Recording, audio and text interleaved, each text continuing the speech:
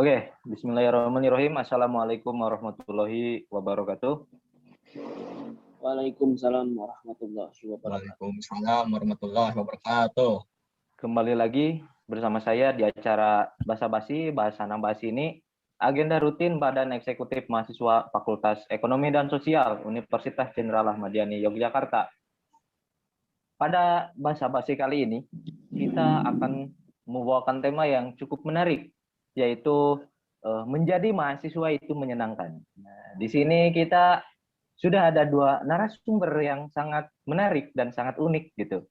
Yang pertama Fauji Hardiansah, beliau adalah pengurus Badan Eksekutif Mahasiswa Fakultas Ekonomi dan Sosial periode 2021, dan yang satu lagi ini Ripal Abdillah, juga pengurus Badan Eksekutif Mahasiswa Fakultas Ekonomi dan Sosial Universitas Jenderal Ahmad Yani Yogyakarta. Nah, untuk kenalan lebih lengkap nih, langsung aja nih kita tanya. Gimana nih, Kak Pauji kabarnya? Sehat, Ji? Ji, gimana, Ji? Sehat, Ji? Alhamdulillah, Kak Akmal sehat. Gimana Kak Akmal? Sehat juga? Alhamdulillah, saya juga sehat. Dan gimana nih, Kak? Alhamdulillah, saya baik-baik saja. Gimana untuk kalian? Alhamdulillah juga, saya juga dalam keadaan yang sehat, insya Allah, dan tanpa kekurangan apapun. Oke, menarik nih tema kali ini nih, tentang menjadi mahasiswa itu menyenangkan gitu. Bener nggak sih gitu menjadi mahasiswa itu menyenangkan? Atau ternyata sangat tidak menyenangkan gitu ketika kita menjadi mahasiswa. Nah, pertama nih kita bakal tanya ke Kak Fauji dulu nih. Dari awal dulu deh gitu. Kita tanya gimana sih pengalaman pertama kali ke Jogja dulu deh. Gimana nih? Ada nggak perbedaan? Fauji kan orang Garut nih. Ada nggak sih perbedaan masyarakat, sosial, dan budaya gitu antara di Garut dan di Jogja? Gimana nih? Fauji, silakan. Sebelum saya daftar ketika saya pertama kali tiba di Yogyakarta, nah saya tuh kaget gitu melihat suasana keadaan masyarakat di Yogyakarta. Nah, sangat berbeda sekali kebiasaannya yang di daerah saya. Terutama karena Jogja itu ada beragam etnis. Nah, pas ada cerita lucu pas pertama ke Jogja, nah itu banyak kandang itulah hewan babi tanda kutip. Nah, itu membuat saya kaget gitu. Apalagi itu wanginya tuh, wah sangat menggoda, bukan menggoda sih, mengganggu, bukan mengganggu juga sih. Mengganggu, beda gitu baunya. Awalnya sih agak gak enak gitu, karena pertama kali kan baru lihat gitu. Tapi kebiasaan, jadi terbiasa dan bisa beradaptasi dengan yang ada lingkungan di Yogyakarta ini. Begitu Mas Akmal. Oke, ini kan pengalaman saya juga gitu ya. Saya tuh pertama kali ke Jogja juga, itu wah ngerasain beda banget gitu. Kayak pas kita berangkat kuliah itu, di sepanjang jalan kita pasti ada yang nyapa, Mas, berangkat kuliah Mas, gitu. Bedanya sama di sini tuh itu gitu, keramahan-keramahan dari warga-warga lokal di sana gitu. Itu bener-bener kerasanya beda banget gitu sama di sini gitu kan. Kalau di sini kan ada yang mau berangkat ya, oh berangkat sekolah dia ya udah gitu, nggak peduli, nggak bakal ditanya, disapa gitu kan. Atau kadang kan kalau ada basa-basi gitu, Mas mampir dulu Mas gitu kan, Mas mampir dulu gitu. Padahal gitu kan, itu cuman basa-basi gitu ya, jangan sampai kalian ya enggak dong. Itu kan kita juga paham lah, itu kan basa-basi itu menunjukkan keramahan dari orang-orang di sana gitu. Gitu aja sih. Nah, kalau dari Mas Ripal sendiri deh, gimana nih pengalaman pertama kali ke Jogja? Kultur budaya atau ada pengalaman unik gitu? Kebetulan kan sekos sama Bapak Pauji nih, gimana nih? Oke, kalau untuk pengalaman unik sih, mungkin yaitu yang pertama ya, pasti kultur budaya yang sangat berbeda. Yang kalau di sini toleransi antar agamanya agak sedikit kurang, bukan berarti kurang ya, tapi dikarenakan di sini tuh mendominasinya Islam, jadi kultur budayanya tuh agak sedikit kurang menonjol gitu. Sedangkan kalau di Jogja itu kan hampir sama rata gitu, yang Islam ataupun Kristen dan juga agama lainnya itu bisa hidup saling berdampingan dengan sangat nyaman gitu, dengan toleransinya yang sangat bagus gitu. Nah, untuk pengalaman uniknya sendiri ya tidak jauh berbeda, sedikit terkejut melihat banyaknya hewan babi ternak, dikarenakan di sini di daerah saya di Garut sini tidak ada gitu. Jadi sedikit kaget gitu pas begitu melihat ada kandang seperti itu, dan baru pertama kali dari di dalam hidup saya melihat babi ternak secara langsung gitu. Itu menjadi keunikan tersendiri gitu pada saat awal ke Jogja. Dan juga awalnya tidak tercium bau aromanya itu, tapi lama-kelamaan agak ada ciri khas gitu dari wanginya gitu. Apalagi kalau misalnya anginnya itu searah gitu. Nah, jadi baunya tuh terbawa sama angin. Wah, Enak kok mantap. baunya, parfum banget. Kalau ada angin dari timur gitu kan menuju barat itu, wah gitu. Wah. Itu sih ada pengalaman unik juga nih. Kita kan sekos gitu. Nah, mereka berdua ini, Pak Uji sama Ripal ini, mereka udah datang duluan gitu. Kita itu sekos gitu. Kami itu sekos. Nah, saya datang kan ini. Wah, ini Pak Uji sama Ripal tuh udah di depan gitu, udah kayak wah, ini preman di sini. Soalnya waktu itu mereka tuh pada gondrong gitu. Dua-duanya tuh pada gondrong. Wah, ini apa preman sini, apa warga lokal gitu, apa penghuni kos juga gitu. Tapi saya dengar logatnya, kok logat Sunda? Wah bener ini mau logat Sunda, itu sama-sama murid, sama-sama mahasiswa baru gitu. Wah. Habis itu akhirnya kenalan gitu sama Pak Uji sama dampingan dan bahagia gitu. Nah oke, selanjutnya mungkin ada nggak sih pengalaman unik lagi mungkin di kosan gitu? Ada gak yang berbeda gitu atau di kampus gimana gitu? Pertama di kos dulu deh. Gimana kondisi di kosan kalian pertama kali ada di sana? Gitu. Oh iya. Siapa dulu nih? Siapa dulu nih? Mas Ripal Ripal dulu dari ya. Mas Ripal dulu. Oke. Pas awal masuk kosan itu kan keadaan kosannya masih belum bersih gitu lah. Menurut kita gitu. Karena kita berdua kayak saya dan Pak Uji itu berteman udah cukup lama, hampir kalau sama sekarang 8 tahun lah kita berteman. Jadi kita itu udah tahu gitu standar kebersihan dari kita itu gimana. Nah, pas begitu masuk tuh emang kita membersihkan lagi dari awal dan juga dibantu teman-teman kos yang lain.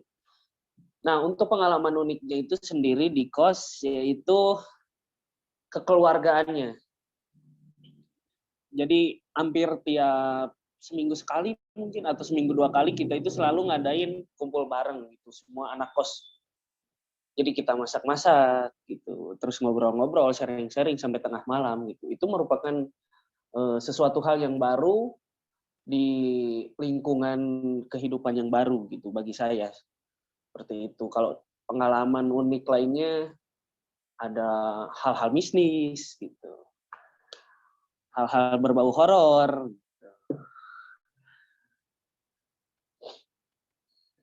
Oke, dari gini, oke ya. Oh, saya baru ingat gitu di kosan tuh gini, uniknya ada yang seru juga nih. kan di depan kosan kami itu ada angkringan. Di depan kosan kami itu ada angkringan. Aduh, saya lupa nama bapaknya itu siapa pemiliknya. Nah, Allah. ini mah bener. Si bapak pemilik ini tuh bener-bener baik banget, bener gitu. Nah, awalnya kan saya beli gitu di angkringan itu. Ini pertama kali beli di sana. Nah, terus kan saya nongkrong lah kan sendirian di sana sambil sambil apa ngeteh gitu kan di sana gitu. Terus cerita-cerita sama bapaknya, terus nyambung gitu, ada koneksi gitu di sana. Nah, terus si bapaknya kayak nawarin nomor gitu kalau butuh bantuan gimana gimana gitu. Saya kasih juga gitu. Nah, setelah itu hampir rutin setiap malam si bapaknya jam 10 malam pasti ngechat ya saya gini. Mas Akmal, ini ada gorengan sisa diambil sama nasi. Itu itu itu hampir tiap malam gitu, tiap jam jam berapa, jam 10 jam 11 malam gitu, dibawa ke kos, langsung di grup kos, supply gitu. merapat gitu, kamar kamar rival gitu, kamar rival merapat. Itu hampir tiap malam itu kita, jadi kita nggak bakal khawatir kelaparan tengah malam gitu. Dan ya saya bener-bener gitu di kos itu gitu, karena ya lingkungannya baik gitu, orang-orangnya baik di sana juga. Wah, itu sangat luar biasa gitu bagi saya. Nah, dari Mas Fauji sendiri gitu, ada nggak pengalaman lain yang unik gitu? Kalau pengalaman yang unik di kosan, ya hampir sama sih kayak yang disebutkan tadi sama Mas Ripal dan Mas Akmal. Nah, pas pertama kali tiba di kosan, nah kan awalnya tuh dikira kosannya tuh udah bersih tuh. Cuma pas kita harus sampai, kan perjalanan tuh dari Garut ke Jogja tuh lumayan capek tuh. Kita tuh udah ngebayangin gitu, pas udah nyampe tinggal apa? Tinggal Enak. karpet tinggal dihamparin, tapi pas datang wah itu bukan kosan itu, kayak kandang ayam itu loh. Kotornya tuh banyak, kotor antara dalam ruangannya sama terasnya tuh kotor. Nah, akhirnya kami bertiga kan didampingi sama ayah saya tuh terpaksa harus beres-beres dulu, ngepel dulu gitu. Terus tapi enaknya di kosan itu tuh emang kekeluargaannya tuh kerasa banget gitu. Apalagi kan di kosan itu ada berbagai daerah, dari Kalimantan ada, dari Jawa Barat ada, Jawa Timurnya ada, Jawa Tengahnya juga ada. Tidak saling egois gitu antara satu sama lain penghuni kos itu. Karena kan semuanya kosannya itu tuh gak bebas, hanya diisi sama laki-laki aja gitu. Nah, tiap malam pasti ngumpul gitu, baik itu nyanyi-nyanyi, main gitar, atau pengajian. Nah, yang pengajian ini tuh awalnya tuh rekan saya ini, Mas Ripal, sering merasakan hal-hal mistis gitu. Nah, akhirnya Pak Kosnya ini tuh ngusulin gitu, alangkah baiknya kita ngadain pengajian. Nah, beres pengajian tuh biasa Pak Kos ini tuh nyediain makanan, nah kita makan bareng. Cuma yang unik tuh ketika pengajian, tiba-tiba ini rekan saya oleng nih. Gak tahu kenapa ini. Tiba-tiba kayak ada yang kemasukan gitu tuh. Nah, akhirnya sama Mas Akmal dan saya dibawa ke bawah. Lalu Mas Akmal tuh gak tahu baca mantra apa itu. Mantra-mantra apa itu Mas Akmal? Itu mantra khusus itu Nah, udah itu. untuk dibagikan gitu. Nah, kalau misalnya dari rekan-rekan semua, kalau mau belajar tentang mantra-mantra, bisa mengobati, silahkan hubungi Mas Akmal. Itu hoax ya pemirsa untuk terkait saya menerima pengajaran mantra-mantra itu gitu. Takutnya nanti saya dituduh ada aliran sesat gitu. Ya teman-teman, itu hoax ya, tolong ya itu ya. Oke. Mungkin selanjutnya ini nih. Pas udah kan itu di kosan tuh, wah banyak banget itu kan pengalaman yang unik, pengalaman yang menarik, pengalaman yang asik. Nah sekarang nih di kampusnya nih, gimana sih kesan pertama saat PKKMB nih? Gimana nih saat jadi mahasiswa baru, terutama saat PKKMB? Nah nih dari Mas Fauji dulu deh. Nah, pas pertama ke PKKMB nih, kan kampus kita ini tuh di bawah naungan TNI AD nih.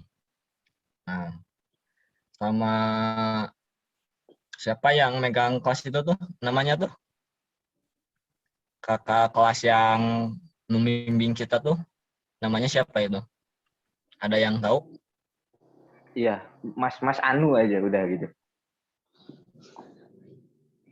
Nah, ya itu tuh. Nah, awalnya kan rambut kita tuh maksudnya agak agak gondrong gitu. Cuma pas mau PKKMB, nah khusus yang laki-laki tuh harus dicukur tuh. Antara cukur botak atau cepat. Nah, mau tidak mau kan itu harus apa? Harus diturutin tuh. Nah, akhirnya kan kita tuh cukur bareng tuh.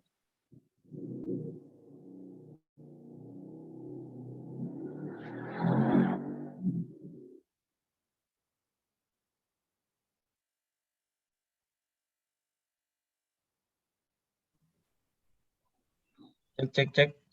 Masuk suara saya tadi Lanjut, agak terputus. Masuk Mas Akmal. aman, Masuk, aman. masuk, masuk. Aman, aman. Bagus, bagus. Nah, maaf tadi terputus. Nah, sambung lagi. Nah, akhirnya kami bertiga datang tuh ke tempat cukur tuh. Sama satu lagi ada rekan kami juga yang dari prodi akuntansi. Nah, namanya Mas Syarif.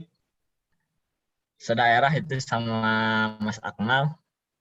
Nah, akhirnya tuh kami dicukur tuh. Pak tuh. Nah, besoknya kami datang ke kampus. Nah, baru datang malah dimarah-marahin gitu tuh. Marah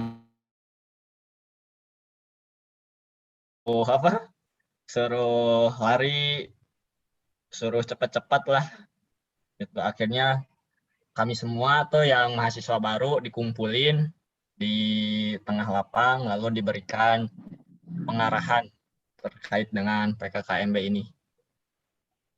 Begitu Mas Akmal. Nah, ada nggak ini Mas Fauji pengalaman uniknya saat PKKMB? Ada nggak nih? Paling pengalaman uniknya tuh eh, kalau seingat saya tuh ini bukan keunik sih, agak agak konyol gitu.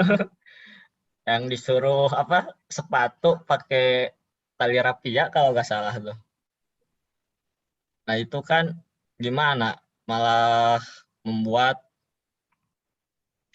membuat apa? Membuat kita jadi kayak gembel gitu.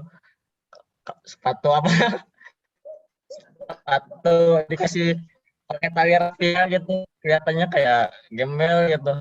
Ngapain coba gitu. Kayak gitu. Yang sepatunya suruh hitam dipakai ini lakban kan, yang ada putihnya tuh. Nah, iya, silakban tuh. Mantap itu. Terus nih, dari Mas Ripal sendiri nih, ada nggak nih pengalaman unik saat PKMB nih?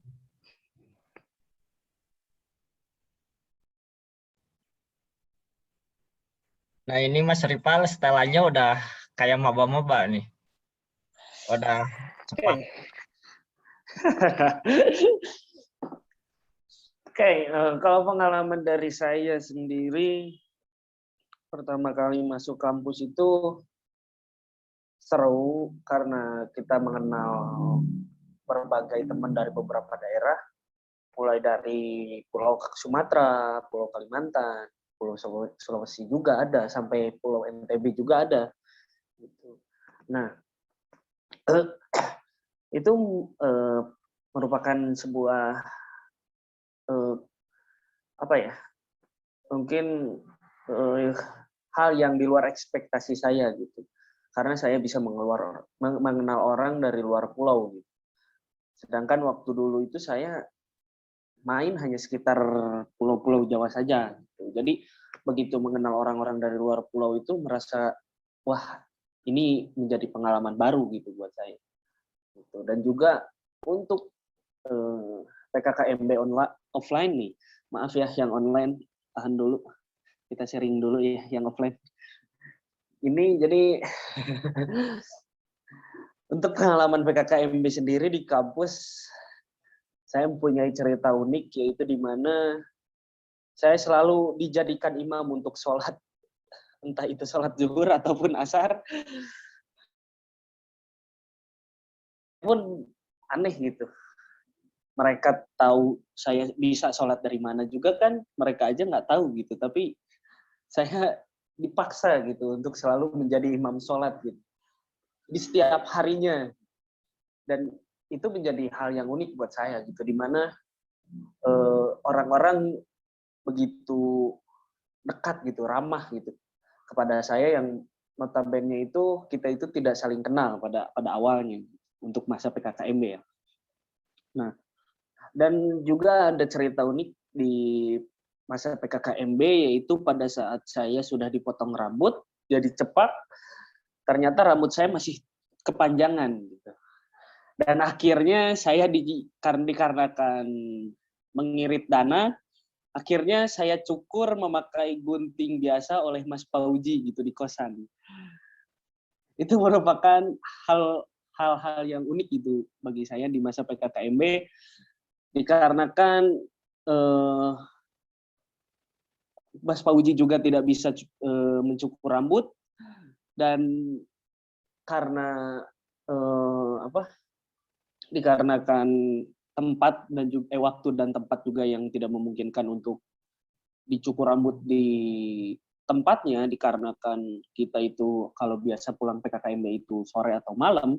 Jadi pada akhirnya Mas Pauji yang cukurin rambut saya, walaupun ada rambut-rambut yang kurang rapih gitu. Tapi itu merupakan sebuah hal unik dan baru buat saya gitu. Oke. Menarik ya, ini dicukur sama Mas Pauji tuh. Berarti kalau ditanya sama panitia tuh, ini kurang pitak apa saya gitu kan. Iya, betul. Ini udah benar-benar totalitas gitu. Oke. Unik juga itu. Gini, ada pengalaman saya juga ini waktu PKKMB. Ini tuh malam yang besoknya PKKMB gitu. Nah, malam-malam saya lupa gitu buat ngeprint apa ini namanya, name tag gitu. Buat name tag. Nah, itu waktu itu lagi di UIN gitu. Nah, ingetnya tuh di jalan udah di UMY. Di jalan udah di UMY gitu. Sama Mas Tama waktu itu inget. Itu berangkatnya juga itu habis bensin, kita ngedorong dulu itu. Habis bensin ngedorong jauh Butuh gitu. perjuangan dulu ya, Mas. Nah, iya itu butuh perjuangan banget tuh. Wah, itu jam 10, jam 11 itu ya emang saya belum tahu apa Jogja gitu kan. Nggak tahu apa tempat print atau fotokopi waktu itu masih dulu kan, nggak tahu gitu di mana yang deket-deket kampus gitu. Sama-sama saya nanya Mas Tama, Mas tahu nggak tempatnya? Wah, nggak tahu gitu. Saya nyisir sampai ke UIN lagi, balik lagi ke sana. Dapat di UIN. Gila tuh, di UIN loh. Oh iya, teman-teman online nih sedikit sharing bahwa jarak Unjani sama UIN tuh cukup jauh ya. Takutnya teman-teman online tidak pada tahu ini. Ya, cukup jauh. 30 menit sampai sejam lah gitu ke UIN lah. Ini tuh kita dikelilingi sama ukti-ukti gitu. Saya udah mah foto yang nggak terlalu bagus gitu. Di name tag tuh. Wah, diliatin gitu kan. Saya lagi ngeprint. Aduh, Mas Tama di luar gak mau masuk ke dalam. Aduh, kata gue. Waktu itu udah waktu itu jam 12 malam gitu saya baru selesai ngeprint, baru pulang ke kos, udah tidur besoknya PKMB, bangun jam 4 jam 5 gitu. Jam 6 ya kita ya Mas Ripal udah harus ada di kampus ya. Ya, Itu jam Nah, ya. 7 jam gitu. 6 kurang, jam 6 kurang. Harus bangun pagi itu tuh. Iya bener, itu harus benar-benar bangun pagi gitu. Itu dilatih buat disiplin gitu. Nah, oke. Menarik ya, gini. Pertama pengalaman nih, selanjutnya nih. Pengalaman pas waktu belajar offline yang paling asik gitu, paling unik itu gimana? Pas di belajarnya ya di kelasnya gitu. Dari Mas Ripal dulu deh. Oke, kalau dari saya yang unik, bentar. Oh iya, pertama kali kan saya itu kalau sekolah itu kan kalau SMA, waktu SMA itu dulu tuh jadi kelas itu aja gitu. Kelasnya itu tetap gitu. Sedangkan kuliah itu pindah-pindah gitu. Dan juga ada kelas yang bikin saya agak sedikit seru itu di mana kelasnya itu disatukan antara dua prodi gitu. Prodi manajemen dan hukum. Di mana di manajemen itu ada Mas Faujin dan juga Mas Akmal gitu. Jadi untuk hal unik lainnya mungkin ada seperti nyanyi lagu kalau nggak salah dulu. Ada nyanyi lagu gitu ke depan padahal nggak bisa nyanyi gitu tapi maksain banget suaranya. Jadi kalau hal uniknya sih mungkin nggak terlalu banyak ya, lebih banyak ke hal-hal yang seru gitu yang bikin ketawa. Kayak misalkan pesen lagi belajar tidur gitu. Yang kayak gitulah gitu. Ya, ada nggak nih Mas Ripal pernah nih telat bangun gitu, berangkat ke kampus ternyata nggak disuruh masuk gara-gara telat tuh pernah nggak nih? Kalau misalkan telat itu alhamdulillah saya belum pernah karena selama masuk pagi saya itu udah memakai alarm gitu. Jadi dari subuh juga udah bangun atau misalkan ada Mas Fauji juga yang bantu bangunin gitu. Jadi kita saling bantu lah untuk masalah perkuliahan agar tidak kesiangan gitu. Jadi untuk kesiangan kayaknya belum pernah. Nah ya bener nih Mas Fauji, itu adalah alarm untuk seluruh anak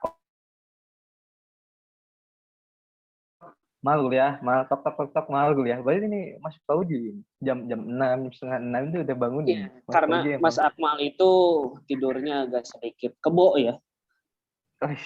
Jadi kalau sekali tidur susah bangun itu Mas Akmal banget gitu. Jadi sedikit harus ada tekanan gitu, di mana di saat kita udah pada siap, udah memakai kemeja, udah memakai celana, udah pakai sepatu gitu, udah siap berangkat, Mas Akmal itu baru mau mandi. Itulah Nah, bagusnya. Oke lanjut nih, dari Mas Fauji nih ada nggak nih pengalaman unik pas di kampusnya gitu, pas proses pembelajarannya gitu. Ada nggak nih pas offline terutama? nah iya, sama kayak Mas Ripal tuh kan pas SMA, biasanya kan kalau semua matkul tuh netap tuh. Bukan matkul sih, kalau di SMA semua mata pelajaran kan netap tuh di satu kelas. Nah, ketika kuliah tuh jadi bingung gitu sama, oh gini, jadi sadar kalau kuliah pembelajarannya begini. Jadi tiap matkul tuh ruangannya itu berpindah-pindah. Nah, kebetulan kan pas semester awal-awal tuh ada mata kuliah umum tuh. Jadi sebelum semester 1 tuh mata kuliah umumnya tuh kayak mata kuliah umum yang wajib gitu, kayak pendidikan agama, pendidikan kewarganegaraan, terus pendidikan karakter tuh. Nah, itu sangat penting gitu bagi mahasiswa baru untuk beradaptasi di kampus tuh. Nah, serunya lagi tuh kita disatuin sama prodi lain.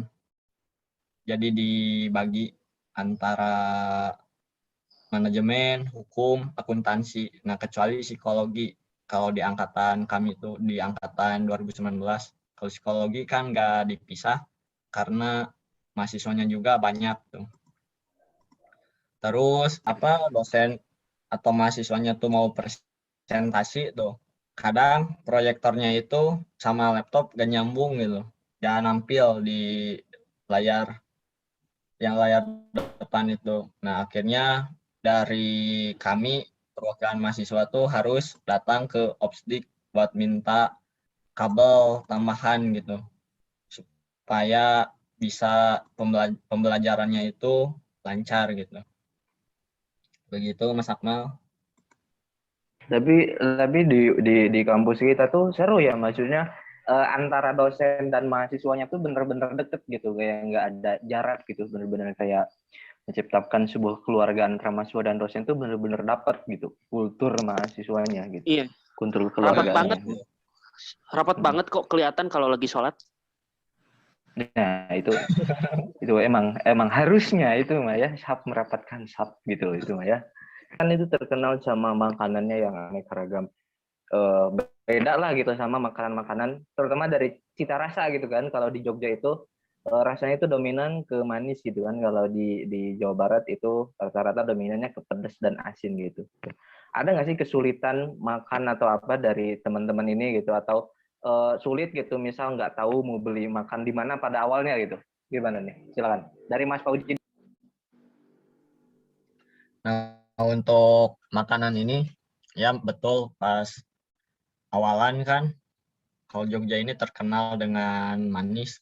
Nah kalau misalnya di Jawa Barat itu kan gurih atau pedas gitu. Manisnya agak terlalu dominan gitu. Nah pas awal beli, misalnya beli ayam, nah ayam juga ayam kecap. Terus beli telurnya sama juga telur kecap. Agak kesusahan juga sih pas awal-awal nyari makanan yang sama gitu, yang apa, yang kesukaan gitu.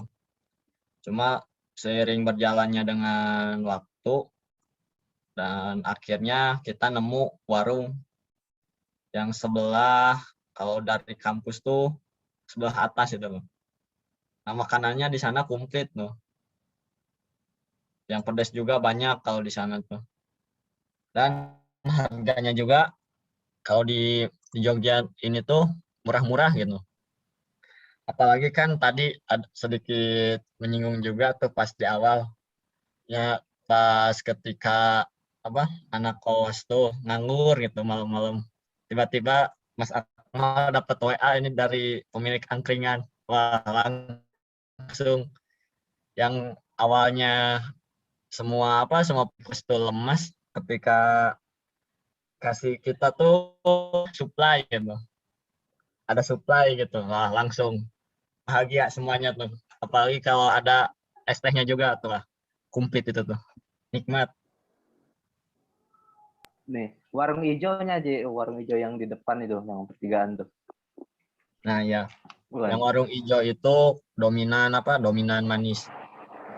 Kalau yang warung dekat mau ke rel kereta tuh ada tuh komplit kalau Oh di sana. iya, yang itu emang enak ya, itu banyak juga tuh pilihannya. Nah biasanya kalau anak-anak manajemen ya, angkatan 2019 tuh tiap jam setengah 12 kan itu beres kelas. Nah beresnya itu pasti beli makan dulu di sana. Nah dimakannya tuh nggak di tempat tapi di kosan kita gitu, di kosan saya, di kosan Fauji gitu. Kita sering ngumpul bareng, kadang ada Mas Ripal juga gitu ikut, kita sama-sama makan gitu. Wah itu benar-benar kebersamaannya, kompaknya tuh kerasa banget gitu. Makan dulu, ada yang tidur, ada yang main PS, pokoknya di kosan kita tuh base camp pokoknya. Nah iya. Cuma benar-benar base camp gitu.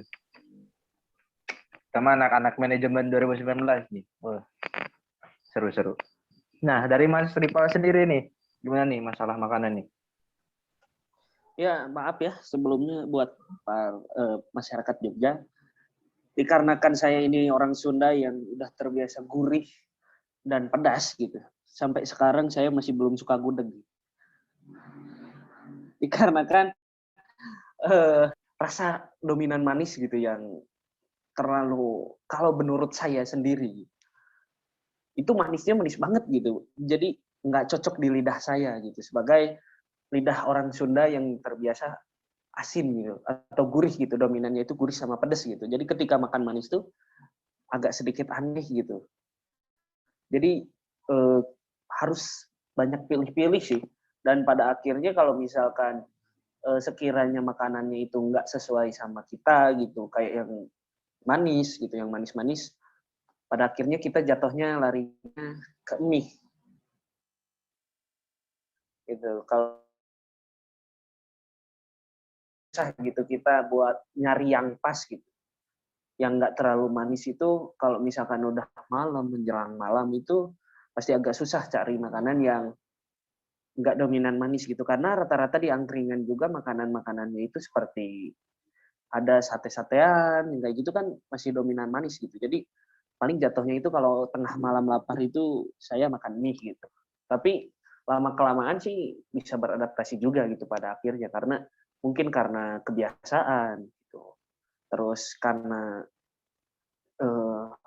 lingkungan juga seperti itu semua gitu, kayak yang ya udahlah nggak apa, manis juga kok enak, manis juga enak gitu. Tapi kalau awal-awal emang iya sih agak sedikit bingung gitu untuk cari makan, sampai sering cari makan tuh keluar tuh agak jauh gitu kalau awal-awal. Kalau sekarang sih udah nyaman lah gitu. Iya, ya untuk masalah makanan sendiri sih sebenarnya selera gitu. Ada yang lidahnya emang dari yang sudah biasa dengan manis, ya pasti seleranya manis. Ada yang udah biasa gurih, ya emang seleranya jadinya ke gurih. Jadi misal ada makanan yang dia baru merasakan, misal yang rasanya yang dominan manis, itu akan terasa aneh gitu. Bukan tidak Iya, enak ya, betul. maksudnya tidak biasa gitu. Maksudnya enak itu ya itu sesuai selera gitu. Betul Kalau Mas. di Jogja itu jatuh mentok-mentok itu ini rumah makan Padang yang sangat merakyat, itu makanan sederhana. Wah, ini Iya. udah mentok ya. Dan gini, saya suka tersinggung dengan stigma bahwa anak kos itu identik dengan Indomie. Itu tidak sebenarnya, itu tidak itu. Tidak, Jauh. tidak Kita sama pagi sekali. Tidak. kita pagi-pagi itu makan sehat ayam dan sayur di Jogja itu. Ya, sedikit tambahan nih, bahwa stigma mahasiswa identik dengan Indomie di Jogja itu sebuah kesalahan besar. Di mana harga Indomie dan harga ayam itu 11-12 gitu.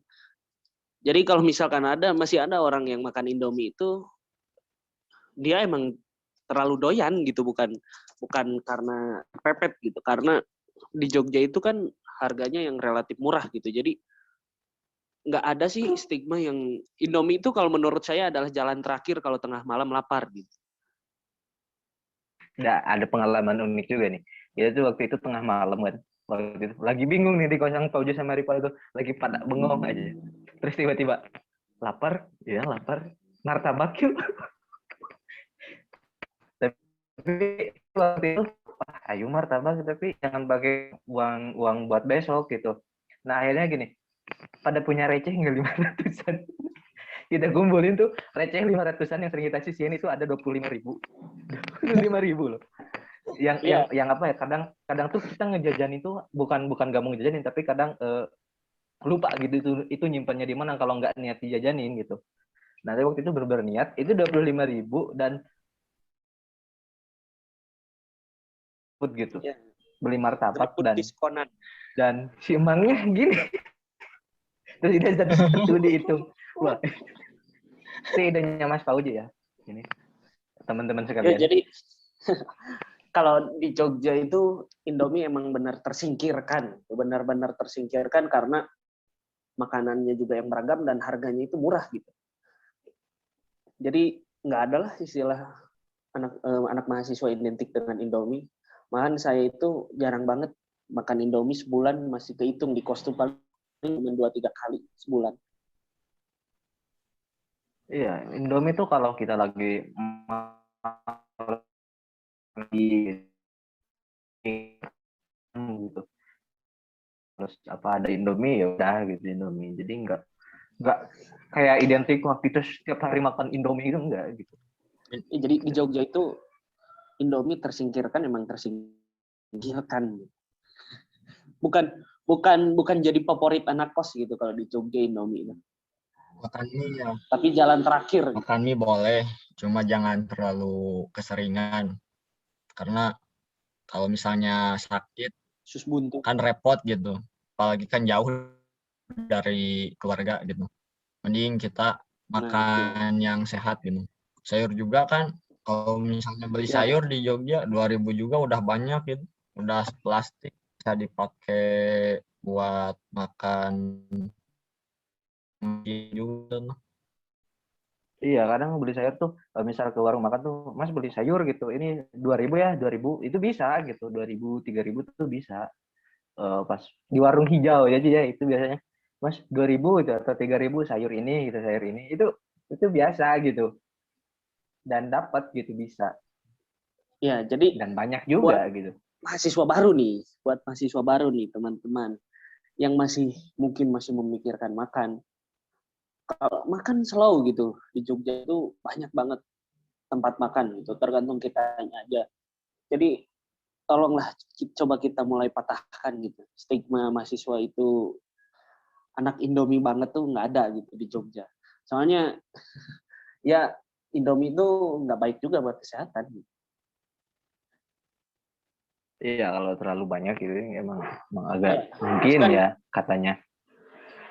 iya, terus kan lagian kita itu jauh gitu dari rumah. Kalau anak rantau ya, kalau misalkan anak Jogja, asli Jogja sih jangan juga gitu. Tapi kalau untuk khusus anak rantau tuh kita harus bisa ngejaga pola makan gitu, terus menjaga kesehatan juga karena kalau sakit ribet gitu. Nah, ya. Kalau misalnya mau makan enak tuh, manfaatin diskon-diskon yang ada di GoFood tuh sama GrabFood. Soalnya ingin masalah GoFood atau GrabFood ini Mas Akmal nih. Mas Akmal nggak tahu vouchernya itu potongannya tuh selalu bagus-bagus tuh. Dan akhirnya kan kami dan Ya, akhirnya kan kita makan enak tapi dengan harga budget yang murah. murah gitu. Nah, Ya, iya itu. Iya, lebih benar. pintar. Jadi gini, ya meskipun di Jogja terkenal murah, ya pada akhirnya itu kembali lagi ke gimana cara kita ngelola keuangannya gitu ya. Kalau kita boros ya tetap kita biaya hidup bakal mahal gitu. Tapi kalau kita bisa pinter-pinter ngatur keuangan, pinter-pinter ngelihat peluang gitu, oh ini lebih murah atau ini lebih murah, itu bisa kita bahkan bisa ya sangat minimal gitu pengeluaran biaya hidup kita di sana gitu ya. Kalau yang identik dari tadinya boros ya tetap boros aja gitu. Gitu sih. Iya, betul. Dan lagian kalau misalkan di Jogja itu menurut saya sendiri gitu, yang makanan itu mewah tapi emang murah gitu. Mewah menurut saya gitu.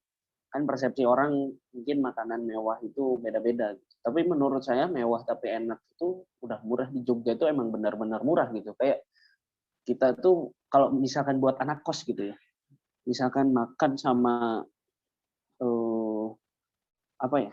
Ayam mungkin yang ikan gitu kan yang notabene agama kalau misalkan di daerah saya sendiri itu notabene mahal gitu.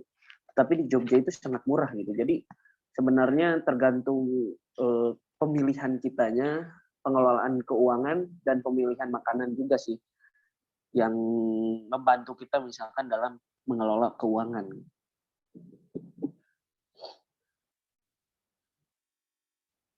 Ya, itu biasanya kita tuh dulu survei dulu gitu. Ini warung yang paling murah itu di mana? Kita survei dulu itu. Dan nah, baru kita bandingin, oh ada yang paling murah, kita langganan di sana terus gitu. Itu strategi gitu. Ya, Kalau mau pinter-pinter. lebih irit, sediain gitu kompor, wajan, minyak di kosan, gitu. Masak bareng gitu. Kalau di kosan kami tuh sering gitu ngadain masak bareng gitu, makannya juga bareng gitu, pakai daun pisang. Jadi terasa gitu nikmatnya tuh. kesukaan Karipal tuh suka masak itu tuh, mie dog. 2 mie, 1 telur, habis sama Karipal tuh. Enggak sih. Bukan kesukaan saya aja, sepertinya kesukaan Anda juga. Karena Anda juga sering memasak. Terutama Mas Akmal ya, karena Mas Akmal itu sedikit pemalas orangnya, yang males sekali gitu. Kan dia masak mie sama telur. Kalau yang belum tahu mie sama telur itu, jadi mie-nya dulu direbus baru dicampur telur gitu di dadar. Ya itu caranya ya, jangan mie-nya yang digoreng di dalam minyak ya, itu nggak enak gitu, itu malah gosong gitu ya. Teman-teman. Oke, selanjutnya nih kita gini, ada nggak sih selanjutnya ya perbedaan setelah dari offline kan, kita kurang lebih berapa 6 bulan 7 bulan ya kita offline. Nah, ada nggak sih perbedaan antara kita offline sebelumnya sampai hingga kita ke online sekarang gitu? Ada nggak sih perbedaannya benar-benar kayak wah sebenarnya lebih asik offline gitu? Dari Mas Siapa Rifa. dulu nih? Oh, dari saya dulu. Oke. Perbedaannya cukup signifikan ya. Kalau misalkan dari kita yang udah merasakan offline terus tiba-tiba online, itu perbedaannya cukup signifikan, cukup terlihat gitu, dari mana kita memahami perkuliahan, terus situasi di rumah juga gitu. Jadi untuk perbedaannya itu benar-benar cukup berpengaruh kepada perkuliahan kita gitu, di mana kita itu harus dituntut untuk lebih aktif gitu di perkuliahan online ini dengan cara materi yang misalkan tidak masuk ke dalam otak kita gitu. Kita harus mencari sendiri gitu, dikarenakan susah juga kalau misalkan di online ini kita memahami perkuliahan gitu, dikarenakan kita melalui medianya itu yang misal e-learning ataupun Zoom atau Meet gitu. Itu menurut saya masih kurang efektif gitu, nggak se-efektif kalau kita offline gitu. Jadi untuk perkuliahan, untuk perbedaannya itu benar-benar signifikan, di mana misalkan kita itu kalau misalkan offline itu hanya fokus buat kuliah gitu. Tapi kalau misalkan di rumah ada inilah, ada itulah, jadi sangat mempengaruhi gitu, perkuliahan kita jadi terganggu pada akhirnya gitu dengan adanya kuliah online ini gitu. Seperti itu kalau dari saya sih, kalau misalkan perbedaannya. Iya sih, kayak ngerasa itu kebersamaannya tuh bener-bener kurang gitu. Ya, Kayak ketemu sama dosen, interaksi langsung tuh beda gitu rasanya. Kalau dari cuman meet gitu, misal ketemu lewat virtual itu memang beda. Nah, sekarang dari Mas Pauji nih, gimana nih? Nah, untuk kuliah yang awalnya offline ke online tuh ada dua-duanya juga kan, ada plus minusnya gitu. Karena kan kuliah ini tuh butuh ruang dan waktu. Nah, kalau kuliah offline kan ruang sama waktunya tuh, ruangnya tuh udah ditetapin gitu. Harus datang ke kampus, mau tidak mau harus datang ke kampus. Jamnya juga harus sesuai dengan. Sedangkan kalau online ini tuh gak keikat ruang gitu. Kita tuh bisa ngelakuin hal di luar perkuliahan. Nah, tapi jangan terlalu sering supaya tidak ketinggalan materi yang dipaparkan sama dosen. Apalagi kalau misalnya kan kebanyakan login masuk Zoom atau Meet tinggal. Nah, itu jangan ya untuk mahasiswa online nih. Jangan, hargai yang sedang memberikan materi, hargai dosen dan teman gitu. Gitu Mas Akmal. Oke, mungkin ini terakhir ya. Mungkin bisa kesimpulan gitu dari Mas Pauji dan Mas Rival. Pertama dari Mas Pauji dulu. Gini, pertama tadi kita bakal membahas temanya, bener nggak sih jadi mahasiswa itu menyenangkan? Terus kenapa, dan kasih kesimpulan mengenai jadi mahasiswa itu. Silakan Mas Pauji dulu. Nah, kalau menurut saya, jadi mahasiswa itu menyenangkan kalau didukung oleh teman-teman yang sefrekuensi dan lingkungan yang mendukung juga gitu. Nah, kalau misalnya yang tidak menyenangkannya ini tuh bukan tidak menyenangkan sih, agak membebani pikiran gitu. Kalau misalnya sudah diberikan tugas yang banyak di waktu yang sama,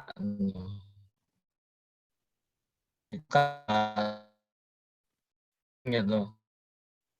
Kalau misalnya begitu tuh. Nah, terus jadi mahasiswa juga, ya enaknya juga kan, apalagi kalau kita kuliahnya di luar daerah tuh, kita tuh bisa punya relasi baru gitu dari berbagai daerah gitu. Jadi kita tuh jadi tahu kebiasaan atau budaya teman-teman kuliah yang di berbagai daerah gitu. Jadi kita tuh bisa ngambil pelajaran gitu. Kalau misalnya kita dengan orang daerah asal mana harus begini, jangan ngelakuin yang membuat apa tidak enak. Jadi belajar juga gitu budaya Indonesia gitu sedikit-sedikit. Kalau misalnya kuliahnya di luar daerah kita. Begitu Mas Akmal. Oke, sekarang dari Mas Ripal nih, menjawab pertanyaan dari tema menyenangkan dan kenapa gitu dan bagaimana menjadi mahasiswa itu menurut. Oke, kalau dari saya sendiri sih emang seneng. Bener, emang menyenangkan karena kita itu kuliah, kita itu belajar tapi nggak gimana ya. Pada awalnya itu nggak terlalu tertekan gitu. Kayak yang senengnya itu kita bisa kenal orang baru, kita bisa kalau yang luar daerah ya. Kalau misalkan kita kuliahnya di luar daerah tempat baru, gitu. Terus kita bisa mengenal budaya mereka, bahasa mereka gitu. Jadi menyenangkan gitu di perkuliahan itu dan juga kita itu kayak seolah-olah kalau misalkan untuk anak rantau sendiri kita kayak mempunyai keluarga kedua gitu di kosan gitu ataupun di tempat kita tinggal tuh kayak mempunyai keluarga kedua gitu. Jadi cukup menyenangkan plus minus sih kalau misalkan untuk menjadi mahasiswa ya nggak akan selamanya terus enak. Jadi ya kalau enaknya sih seperti itu gitu. Jadi kita bisa berinteraksi dengan orang-orang baru yang kita belum ketahui budayanya, terus cara berbicaranya gitu. Jadi kita bisa belajar gitu. Dan juga untuk minusnya sendiri sih bagi saya sebenarnya nggak ada sih ya. Kalau minus bukan minus jatuhnya sih kayak kita itu diuji gitu. Diuji di dalam sebuah ujian yang itu berupa tugas dan tugasnya itu agak sedikit emang banyak sih, khususnya untuk semester sekarang saya sendiri yang sedang alami gitu. Pada saat awal selama semester 1 sampai semester 4 itu agak sedikit santai lah gitu. Tapi untuk sekarang itu tugasnya itu numpuk gitu, hampir tiap minggu, tiap matkul itu selalu ada tugas gitu. Jadi tiap seminggu sekali itu kita, khususnya saya kan sekarang mengambil 11 mata kuliah. Dan setiap 11 mata kuliahnya itu tiap minggu hampir ada tugas gitu. Jadi agak sedikit keteteran juga, tapi itu merupakan pengalaman baru gitu. Bagaimana cara kita bisa mengatur waktu dalam mengerjakan tugas gitu. Dan juga berkuliah, juga kegiatan lain gitu. Jadi menurut saya itu sebuah hal yang bagus, tapi alangkah baiknya jika agak sedikit dikurangi gitu dalam pertugasan perkuliahan. Agak sedikit terbebani gitu bagi mahasiswa yang umumnya udah semester 5 gitu dengan banyaknya tugas seperti itu, kita udah cukup pusing gitu menghadapinya gitu. Kita menjadi sampai jumpa lagi di basa-basi selanjutnya dan see you. Assalamualaikum warahmatullahi wabarakatuh.